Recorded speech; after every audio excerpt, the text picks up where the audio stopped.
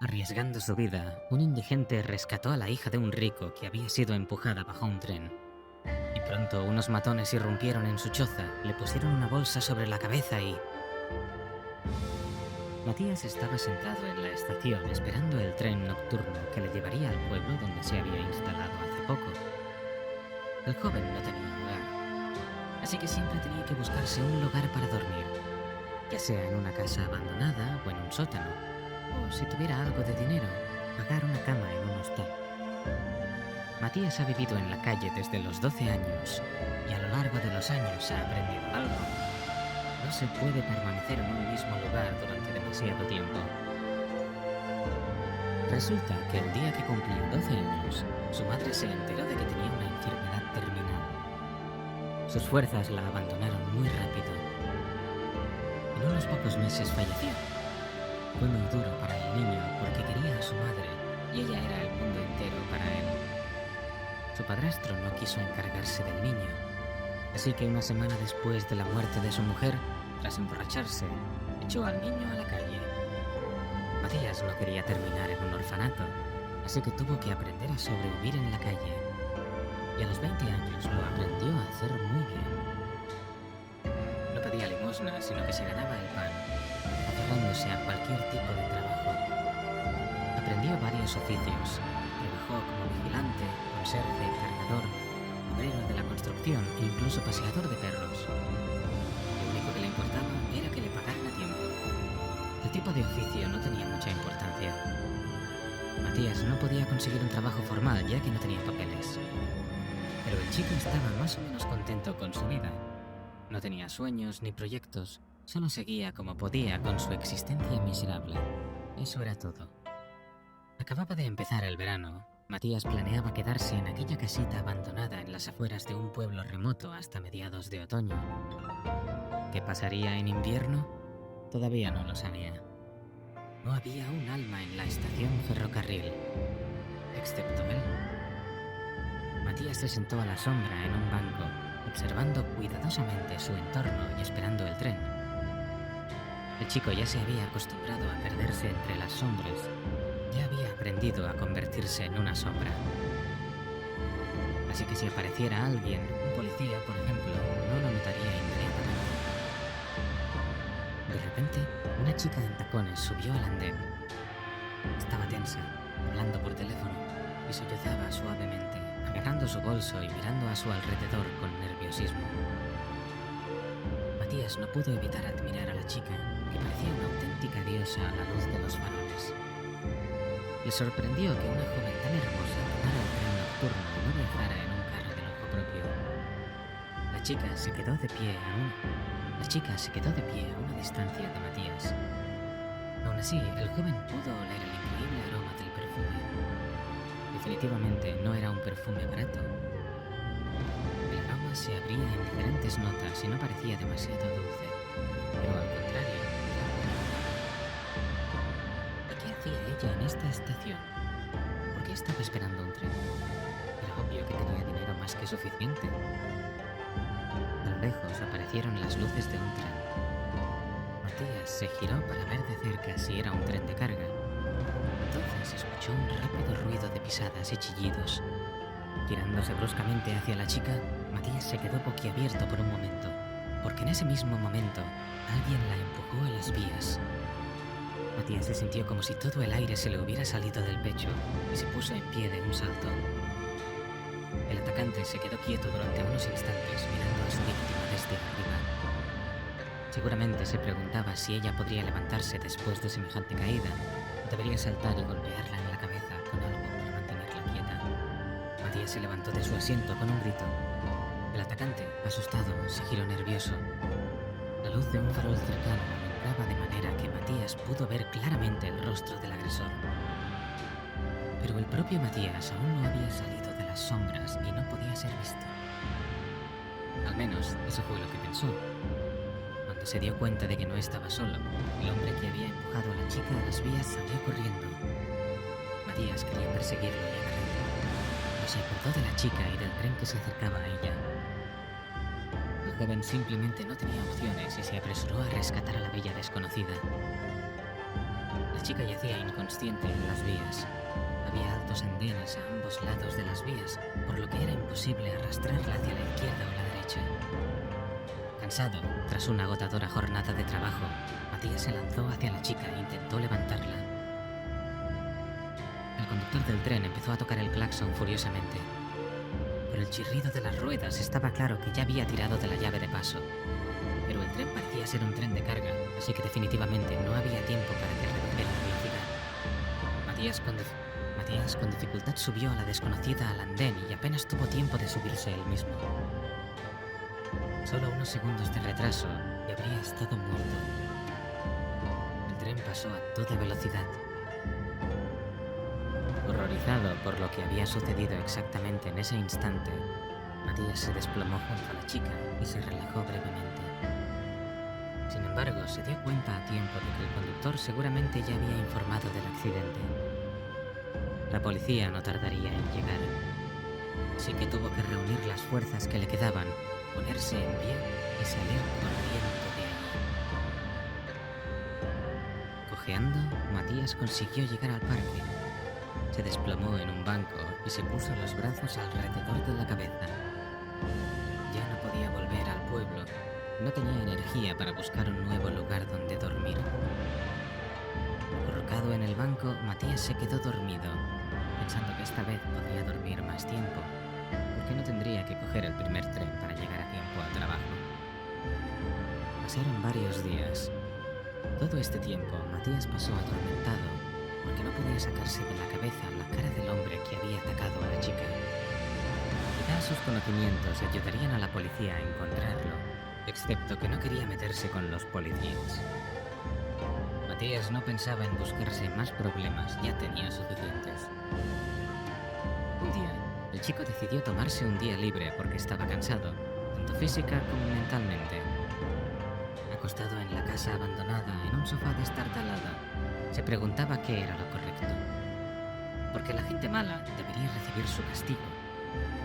Ese hombre podría volver a intentarlo y conseguir acabar con la chica, pero de una manera diferente. Relajado, Matías cerró los ojos con la esperanza de poder dormirse. Sin embargo, al instante siguiente oyó que la débil puerta de entrada era derribada con un ruido ensordecedor, lo cual lo hizo levantarse de un salto. Pero no hubo tiempo de escapar, pues la habitación era rinconera y todas sus ventanas estaban tapiadas. Matías, al darse cuenta de que estaba atrapado, se quedó mirando a los dos enormes matones que habían entrado en la habitación y le miraban con cara de satisfacción. ¡Ya está! ¡Por fin te hemos encontrado!, dijo uno de ellos. Lo agarraron muy rápida y hábilmente, le ataron las manos a la espalda y le pusieron una bolsa en la cabeza. Por su cabeza solo pasaba un pensamiento. Se trataba de una venganza del criminal al que había impedido cometer el feminicidio.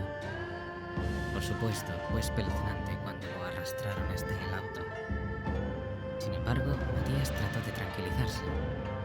Después de todo, había salvado la vida de una persona, y no le importaba si el precio de eso era su vida. De todos modos, su vida era inútil. No valía nada para nadie. Pero Matías había conseguido hacer al menos una buena acción en este mundo. Pues cumplió su propósito y tenía que irse. El propio Matías nunca se hubiera atrevido a decir adiós a la vida, pero ahora era la vida la que le decía adiós a él. Y probablemente eso era lo mejor para él. Matías dedujo por las conversaciones de los hombres que le habían metido en el auto que le llevaban directamente a un bosque. Solo rogó a Dios que su muerte fuera rápida, no larga y dolorosa. ¿Cuánto tiempo llevaban conduciendo? Matías no lo sabía.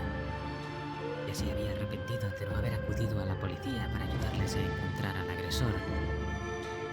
El joven pensó que había sido demasiado ingenuo, porque estaba seguro de que el criminal no podía ver su cara en la oscuridad. Tal vez se equivocó. Respirando con dificultad, imaginaba cómo sería su muerte. Cuando el auto se detuvo, Matías se puso nervioso. Unos segundos después le sacaron bruscamente del auto. Había pájaros cantando y el olor del aire limpio por todas partes. Definitivamente lo estaban llevando al bosque. Sin embargo, cuando le empujaron para que subiera más rápido las escaleras, el chico se dio cuenta de que se había equivocado de nuevo. No era un bosque, sino una casa. O tal vez querían empujarlo por un acantilado. Aunque esto último era poco probable, ya que no habían subido muy alto y por poco tiempo.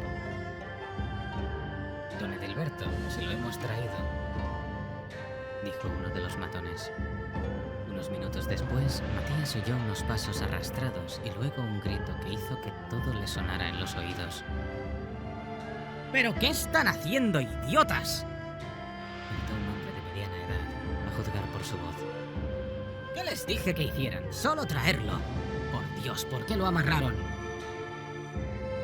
Pues don Edilberto, para estar seguros. No nos dio ninguna instrucción especial. Todo lo que nos dijo fue que de cualquier manera debíamos encontrarlo y traerlo ante usted. Bueno, lo hicimos lo que pudimos, como pudimos. Los matones estaban justificando. Quítenle todo esto de una vez. Matías fue liberado. El hombre pudo ver que estaba en una lujosa hacienda. El hombre que estaba frente a él era probablemente el dueño. Se veía muy bien. Definitivamente era de clase alta. Mira, chico, no sé tu nombre, pero no queremos hacerte daño. Te envié aquí de buena fe. Interesante forma de invitar, pensó Matías, y casi se ríe. Me llamo Matías. El joven se presentó con cautela. Encantado de conocerte, soy Edilberto Quintero. Don Edilberto miró a Matías como si lo estuviera evaluando. Resopló e hizo una mueca. Escucha, Matías, ¿por qué no te duchas y te pones ropa limpia? Y luego te llevaremos a mi estudio, donde hablaremos, ¿de acuerdo? No intentes huir, de todas formas no va a funcionar. No pretendo hacerte daño, te doy mi palabra. Matías se le acercó a una chica joven, al parecer una criada, y le acompañó a la habitación de invitados, proporcionándole ropa limpia, que le quedaba un poco grande, y todo lo necesario para bañarse. Matías llevaba días sin ducharse. Solo se había limpiado la cara en el baño del trabajo. Ni siquiera había soñado con relajarse en una bañera.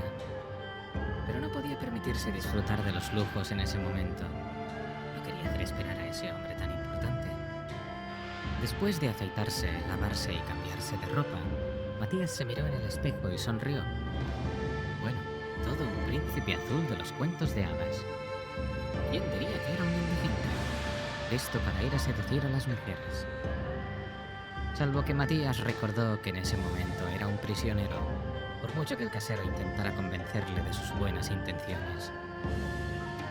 Si este era el mismo hombre que había ordenado empujar a la chica a las vías del tren, ¿le pediría ahora a Matías excusarse de lo que había hecho y terminar lo que el otro había empezado? Ya que había interferido una vez. Matías estaba asustado, pero ya sabía que iba a responder. Que lo maten si quieren. Matías bajó las escaleras y se dirigió al estudio del señor Quintero. ¡Eso es otra cosa! Don Gilberto sonrió, pero luego se puso serio. Fue difícil encontrarte, porque no hay registro de ti en ninguna parte. Es como si fueras invisible. Pero sabes que hay cámaras por toda la ciudad y que han podido rastrearte. Has salvado a mi hija, así que ahora puedes pedirme lo que quieras. Dentro de lo razonable, por supuesto. Matías exhaló con alivio. Seguía temblando de miedo, pero ahora se sentía mejor. Decidió que se sentiría aún mejor si le decía a este hombre de clase alta que había visto la cara del atacante. Pero no tuvo la oportunidad de hablar, porque en ese momento alguien entró en el estudio. Cuando Matías vio a esa persona, se quedó boquiabierto. Ni siquiera podía moverse, preguntándose si todavía querían matarlo. ¿Quién es ese?, preguntó el hombre que entró en el estudio. Es... Don Edilberto estaba a punto de explicarse, pero Matías sacudió la cabeza frenéticamente y, aprovechando que el desconocido le daba la espalda, gesticuló enérgicamente y le rogó con la mirada que no dijera la verdad, por lo que Don Edilberto le dijo: Es nuestro nuevo jardinero. Estoy haciendo una entrevista, por así decirlo. Pero frunció el ceño, sin entender por qué Matías tenía esa reacción. El señor Edilberto Quintero intercambió unas palabras con el desconocido y le pidió que esperara. Una vez que se quedó de nuevo a solas con Matías, le miró interrogativamente. ¿Puedes explicarme por qué has reaccionado así? Es mi asistente personal, Pedro. Fue él. Él empujó a su hija a las vías del tren, dijo Matías. Eso es lo que quería decirle. Conozco la cara del atacante. No me vio, probablemente porque yo estaba en las sombras. Yo no fui a la policía, no tengo papeles y no quiero meterme en problemas. Pero la verdad, me atormentaba todo el tiempo. ¿De qué demonios estás hablando?, exclamó don Edilberto, sin creerle una palabra a Matías. Piensa en lo que dices, chico. ¿Estás siquiera seguro de tus acusaciones? Es mi mano derecha, un hombre en el que confío más que en mí mismo. Hay que tener pruebas muy sólidas para acusar a un hombre tan respetado. Tengo algo, dijo Matías, rebuscando nerviosamente en sus bolsillos. Encontró el gemelo de oro que había cogido en el andén cuando salvó a la chica y se lo tendió a don Edilberto. No estoy seguro de que sea suyo, por supuesto, pero me pareció que la cosa tintineó cuando la chica trató de agarrar a su atacante. Ella debe haber arrancado el gemelo de su mano. Quería venderlo, pero mi conciencia no me lo permitía. El señor Edilberto Quintero se puso pálido. Durante un par de minutos hizo girar el gemelo entre sus manos. Se lo regalé yo. Lo traje de Francia. Así que eso es lo que quiso hacer conmigo. El señor Quintero llamó a sus matones y les dijo que le trajeran a Pedro por la fuerza. El asistente personal trató de justificarse y se quejó de que le trataban como a un ladrón. Pero no había hecho nada malo. Sin embargo, los matones de don Edilberto le hicieron soltar la lengua y le obligaron a decir la verdad. A Matías, por supuesto, le costó ver cómo torturaban a un ser humano, pero se alegró en su corazón de que el culpable recibiera su merecido. Pedro confesó que, efectivamente, era él quien lo había hecho. Victoria, la hija del señor Edilberto Quintero, anunció hace poco que se casaba con su novio, que era un empleado en una de las fábricas de los Quintero. Pedro se dio cuenta de que esta boda sería el final para él. Entonces no sería él quien dirigiera la empresa del señor Quintero cuando éste se jubilara, sino el yerno que el hombre pensaba formar. Un don nadie, un simple obrero. Permitir tal resultado, Pedro por supuesto no podía. Pensó mucho en cómo evitar la boda, pero era simplemente imposible separar a los amantes, porque se querían. Así que decidió dar este terrible paso.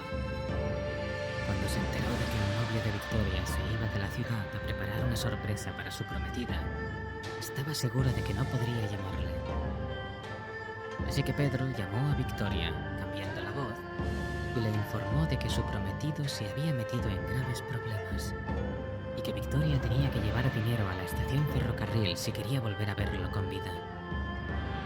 El hombre se enteró de la hora exacta en que pasaría el tren de carga, así que dispuso que la chica estuviera allí en ese preciso momento. He planeado cada detalle, Pedro gruñó enfadado, excepto que no consideré que un indigente podría arruinarlo todo. Pedro escupió sangre en la alfombra.